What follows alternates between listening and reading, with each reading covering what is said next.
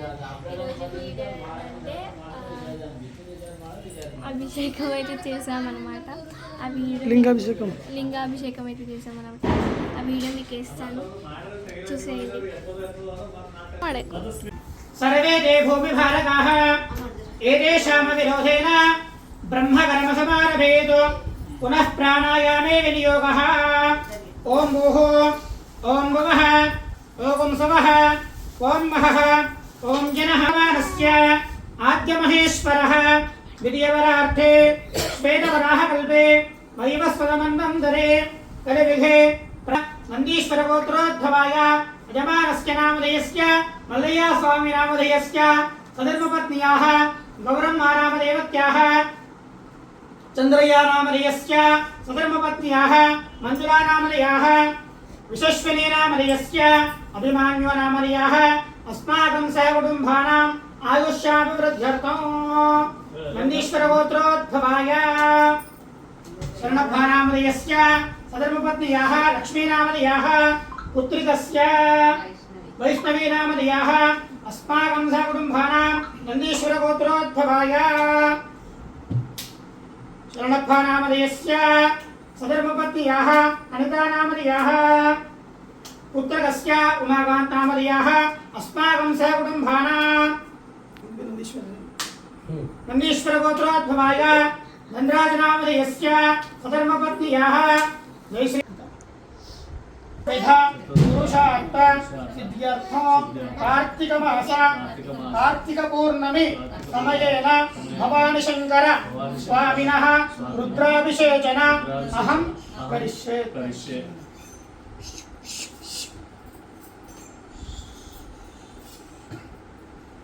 తరంగత్వేన పూర్వే కలశే ఆరాధనం కలశగంధ పుష్పాక్షరేర్ధం చ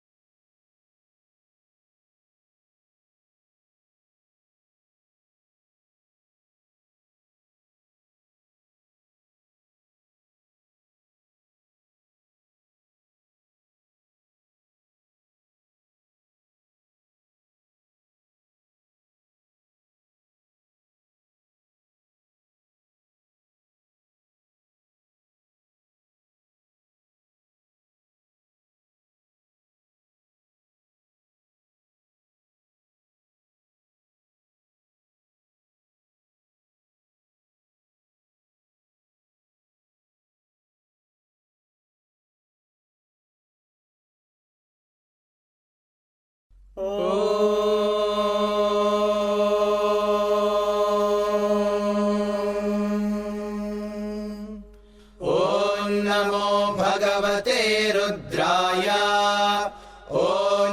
नमस्ते रुद्रमन्यव उतोत इषवे नमः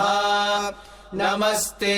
अस्तु धन्वने बाहुभ्यामुत ते नमः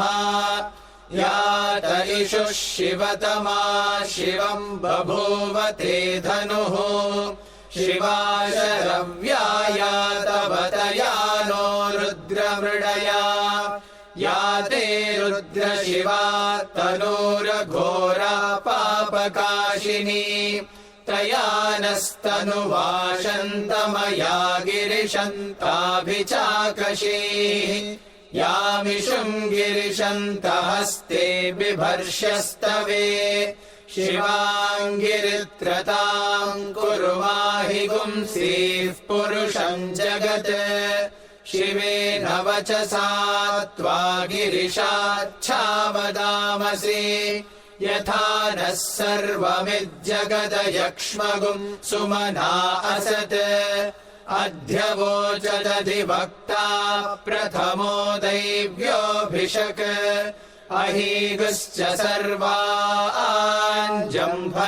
सर्वाश्च यातु धान्यः असौ यस्ताम्रो अरुण उत बभ्रुः सुमङ्गलः ये चेमागुम् रुद्रा अभितो दिक्षुश्रिता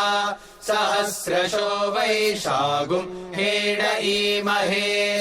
असव्योपसर्पति नीलग्रीवो विलोहितः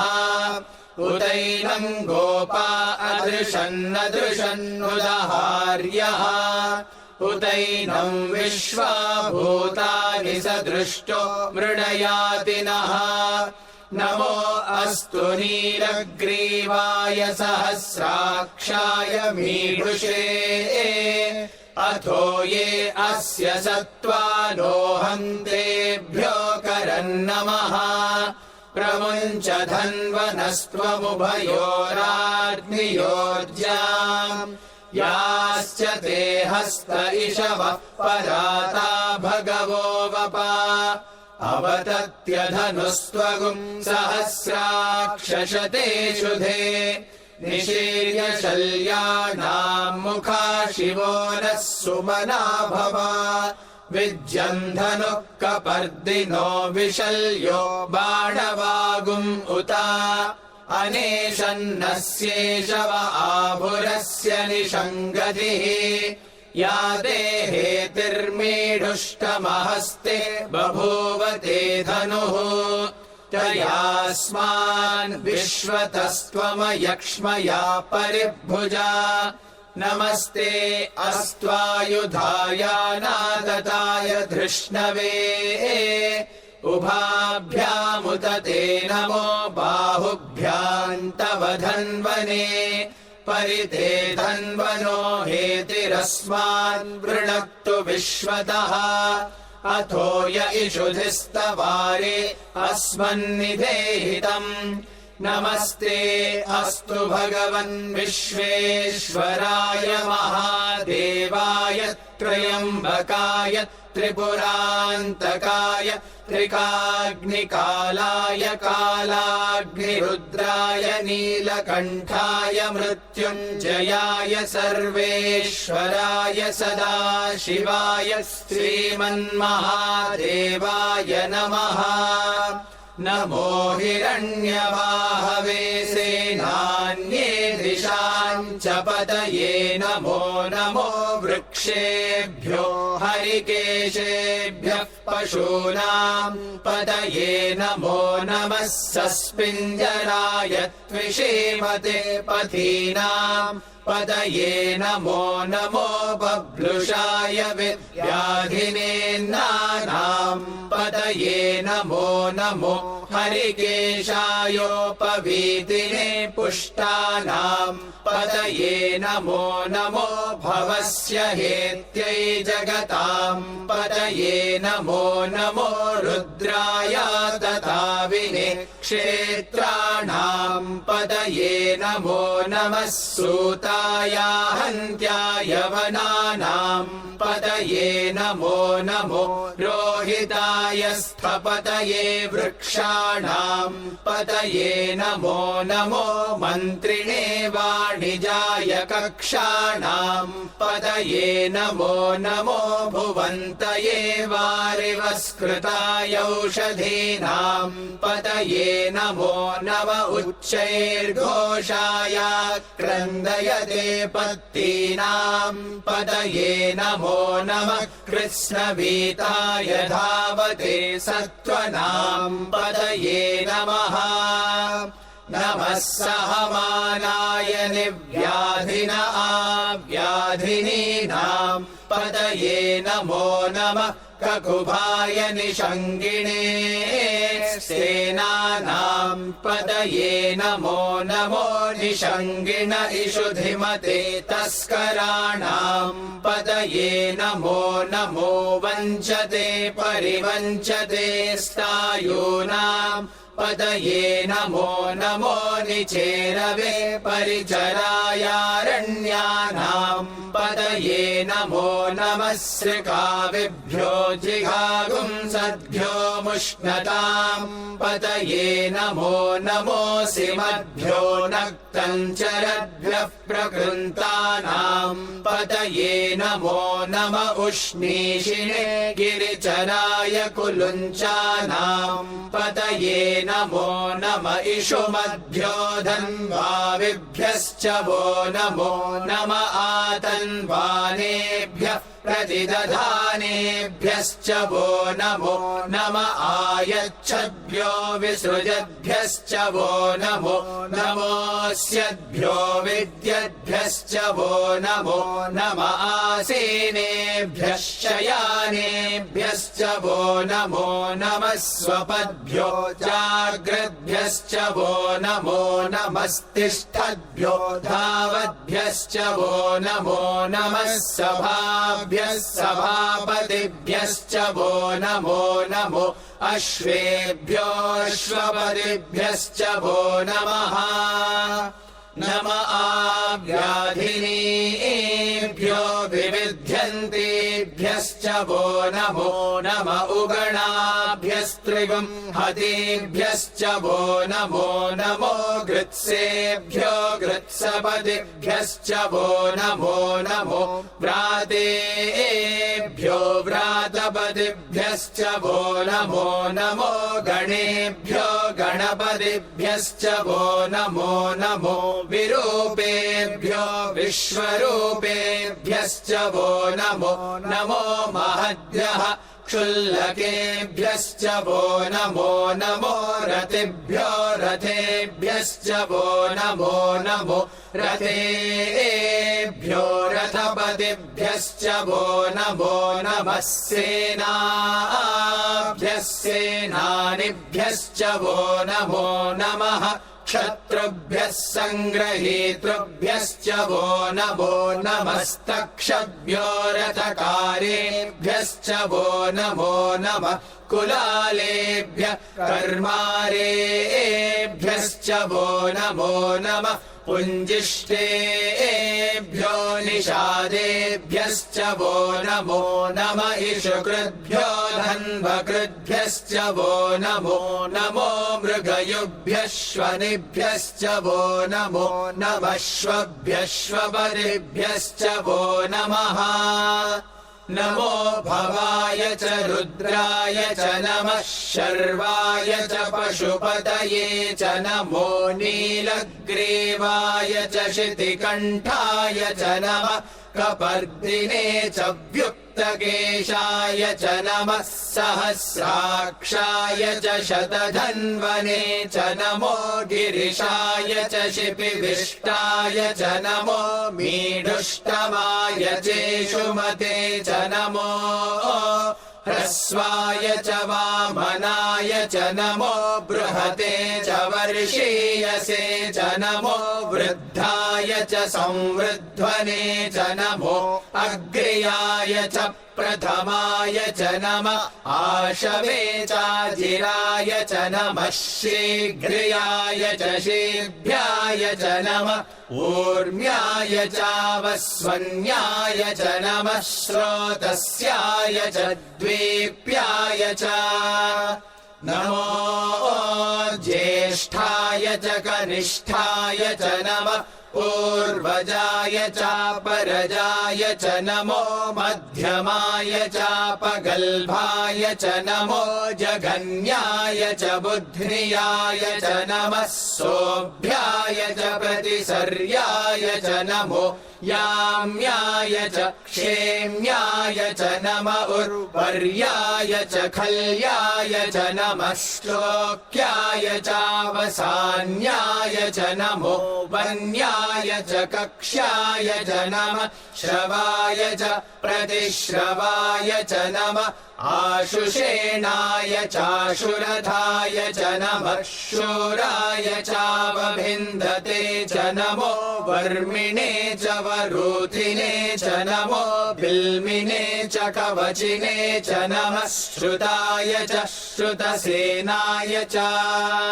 नमो दुन्दुभ्याय चाहनन्याय च नमो धृष्णवे च प्रमृषाय च नमो दूताय च प्रहिताय च नमो निषङ्गिणे चेषु धिमते च नमस्तीक्ष्णेशवे चायुधिने च नमः स्वायुधाय च सुधन्वने च नमः श्रुत्याय च पथ्याय च नमः काट्याय च नीप्याय च नमः सूद्याय च सरस्याय च नमो नाद्याय च वैशन्ताय च नमः कूप्याय चावट्याय च नमो वर्ष्याय चावर्ष्याय च नमो मेघ्याय च विद्युत्याय च नमः ईद्रियाय चातप्याय च नमो वात्याय च रेश्मियाय च नमो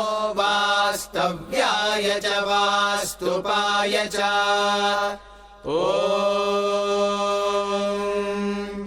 हर हर हर हर ॐ नमः सोमाय च रुद्राय च नमस्ताम्राय चारुणाय च नमः शङ्गाय च पशुपतये च नम उग्राय च भीमाय च नमो अग्रे वधाय च दूरे वधाय च नमो हन्त्रे च हनीयसे च नमो वृक्षेभ्यो हरिकेशेभ्यो नमस्ताराय नमः शम्भवे च मयो भवे च नमः शङ्कराय च मयस्कराय च नमः शिवाय च शिवतराय च नमस्तीर्थ्याय च कूल्याय च नमः पार्याय च भार्याय च नमः प्रतरणाय चोत्तरणाय च नम आतार्याय च लाद्याय च नमः षष्प्याय च भेन्याय च नमः सिकत्याय च प्रवाह्याय च नम इरिण्याय च प्रपथ्याय च नमः किगुंशिलाय च क्षयणाय च नमः कपर्दिने च पुलस्तये च नमो गोष्ठ्याय च गृह्याय च नमस्तल्प्याय च गेह्याय च नमः काट्याय च गह्वरेष्ठाय च नमो हृदयाय च निवेश्प्याय च नमः पागुंसव्याय च रजस्याय च नमः शुष्क्याय च हरित्याय च नमो लोप्याय चोलप्याय च नमः ऊर्व्याय च सूर्म्याय च नमः पर्ण्याय च पर्णशद्याय च नमो पगुरमाणाय चाभिघ्नते च नमः आखिदते च प्रखिदते च नमो वक्किरिकेभ्यो देवानागुं हृदयेभ्यो नमो विक्षीणकेभ्यो नमो विचिन्वत्केभ्यो नम आनिर्हतेभ्यो नम आमि वत्केभ्यः द्रापे अन्धसस्पते दरिद्रन्नीललोहिता येषाम् पुरुषाणामेषाम् पशूनाम् माभेर्मा रोमो येषाम् किञ्चनाममत् या ते रुद्रशिवा तनो शिवा विश्वाः भेषजी शिवा रुद्रस्य भेषजी तया नो मृडजीवसे इमागुम् रुद्राय तवसे कपर्दिने क्षयद्वीराय प्रभरामहे मतिम् यथा नः शमसद्विपदे चतुष्पदे विश्वम् पुष्टम् ग्रामे अस्मिन्ननातुरम् मृडानो रुद्रोतनो मयस्कृधि क्षयद्वीराय नमसा विधेमते यच्चञ्चयोश्च मनुरायजे पिता तदश्याम तव रुद्रः प्रणीतो मानो महान्तमुतमानो अर्भकम् मान उक्षन्तमुतमान उक्षितम् मानो वधेः पितरम् मोत मातरम् प्रियामानस्तनुवो रुद्ररीरिषः मानस्तोकेतनये मान आयुषि मानो गोषु मानो अश्वेषु रीरिषः वीरान्मानो रुद्रभामितो वधेर्हविष्मन्तो नमसा विधेमते आरात्ते गोघ्न उत पूरुषग्ने क्षयद्वीराय सुम्नमस्मेते अस्तु रक्षा च नो अधि च देव ब्रूह्यदा च नः शर्म यच्च द्विबर्हाः सुहि श्रुतम् गर्तसदंयुवानम् मृगन्न भीममुपहत्नुमुग्रम् मृडाचरित्रे रुद्रस्तवानो अन्यन्ते अस्मन्निवपन्तु सेनाः परिणो रुद्रस्य हेतिर्वृणक्तु परित्वेषस्य दुर्मतिरघायोः अवस्थिरा मघवद्भ्यस्तनुष्वमीढ्वस्तोकायतनयाय मृडया मीढुष्टमशिवतमशिवो नः सुमना भव परमे वृक्ष आयुधम् निधाय कृत्यम् वसान आचर पिनाकम् बिभ्रदागहि विकिरित विलोहित नमस्ते अस्तु भगवः यास्ते सहस्रगुम् हेतयोऽन्यमस्मन्निवपन्तु ताः सहस्राणि सहस्रधा बाहुवोस्तव हेतयः तासामीशानो भगवः पराचीनामुखाकृधि सहस्राणि सहस्रशो ये रुद्रा अधिभूम्याम् तेषागुम् सहस्रयोजने वधन्वानि तन्मसि अस्मिन्महत्यर्णवेऽन्तरिक्षे भवा अधि नीलग्रीवाशितिकण्ठाः शर्वादः क्षमाचराः नीलग्रीवाशितिकण्ठादिवगुम् रुद्रा उपश्रिताः ये वृक्षेषु सस्पिञ्जरा नीलग्रीवा विलोहिताः ये भूतानामधिपतयो विशिखास कपर्दिनः ये अन्नेषु विविध्यन्ति पात्रेषु पिबतो जनान् ये पथाम् पतिरक्षय ऐलभृदायव्युधः ये तीर्थानि प्रचरन्ति शुकावन्तो निषङ्गिणः य एतावन्तश्च भूयागुंसश्च दिशो रुद्रावितस्थिरे तेषागुम् सहस्रयोजने वधन्वानि तन्मसि नमो रुद्रेभ्यो ये पृथिव्याम् येऽन्तरिक्षे परिक्षेये दिवि येषामन्नं वातो वर्षमिषवस्तेभ्यो 10 प्राचीर्दश दक्षिणा 10 प्रतीचीर्दशोदीचीर्दशोर्ध्वास्तेभ्यो नमस्ते नो मृडयन्तु ते यं विष्मो यश्च नो द्वेष्टितं भोजम्भे दधामि त्र्यम्बकं यजामहे सुगन्धिं पुष्टिवर्धनम् उर्वारुकमिव बन्धनान् मृत्योर्मुक्षीयमामृतात् यो रुद्रो अग्नौ यो अप्सु य ओषधीषु यो रुद्रो विश्वा भुवनाभिवेश तस्मै रुद्राय नमो अस्तु ये ते सहस्रमयुतं पाशा मृत्यो मर्त्याय हन्तवे तान् यज्ञस्य मायया सर्वानवयजामहे मृत्यवे स्वाहा मृत्यवे स्वाहा प्राणानां ग्रन्थिरसि रुद्रो मा विशान्तकः तेनान्येनाप्यायस्व नमो रुद्राय विष्णवे मृत्युर्मे पाहि तमुष्टु हि यश्विषुः सुधन्वायो विश्वस्य क्षयति भेषजस्य यक्ष्वा महेशौ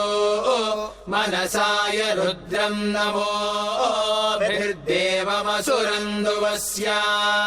अयं मे हस्तो भगवानयं मे भगवत्तरः अयं मे विश्वभेषजो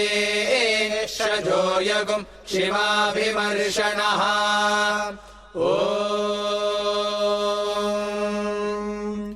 शान्ति शान्ति शान्तिः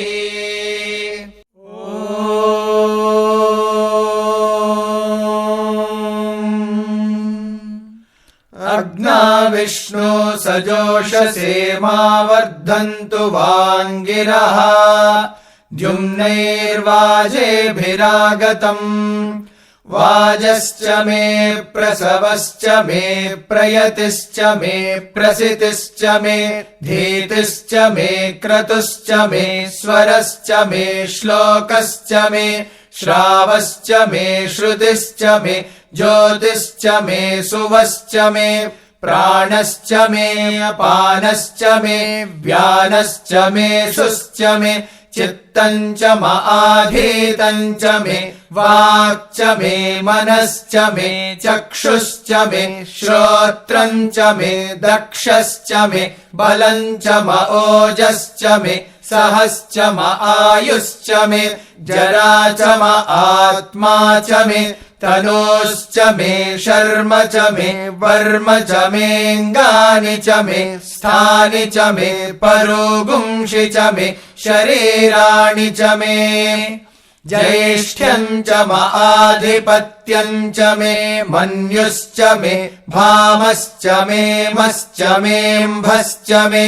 जेमा च मे महिमा च मे वरिमा च मे प्रतिमा च मे वर्ष्मा च मे द्राघुया च मे वृद्धं च मे वृद्धिश्च मे सत्यं च मे श्रद्धा च मे जगच्च मे धनं च मे वशश्च मे त्विषिश्च मे क्रीडा च मे मोदश्च मे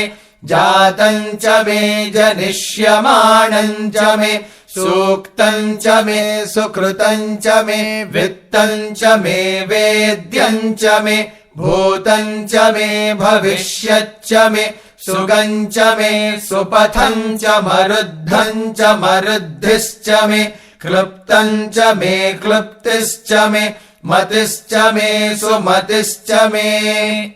शं च मे मयश्च मे प्रियं च मे नुकामश्च मे कामश्च मे सौमनसश्च मे भद्रं च मे श्रेयश्च मे वस्यश्च मे यशश्च मे भगश्च मे द्रविणं च मे यन्ता च मे धर्ता च मे क्षेमश्च मे धृतिश्च मे विश्वम् च मे महश्च मे संविच्च मे ज्ञात्रम् च मे सोश्च मे प्रसोश्च मे सीरम् च मे लयश्च मरुतम् च मे मृतम् च मे यक्ष्मम् च मे नामयच्च मे जीवातुश्च मे दीर्घायुत्वम् च मे न मित्रम् च मे भयम् च मे सुगम् च मे शयनम् च मे सूषा च मे सुदिनम् च मे ऊर्च मे सूनृता च मे पयश्च मे रसश्च मे घृतम् च मे मधु च मे सग्धिश्च मे सपेतिश्च मे कृषिश्च मे वृष्टिश्च मे जैत्रम् च म औद्भिद्यम् च मे रयिश्च मे रायश्च मे पुष्टम् च मे पुष्टिश्च मे विभु च मे प्रभु च मे बहु च मे भूयश्च मे पूर्णम् च मे पूर्णतरम् च मे क्षितिश्च मे कूयवाश्च मे नम् च मे क्षुच्च मे व्रीहयश्च मे यवाश्च मे माशाश्च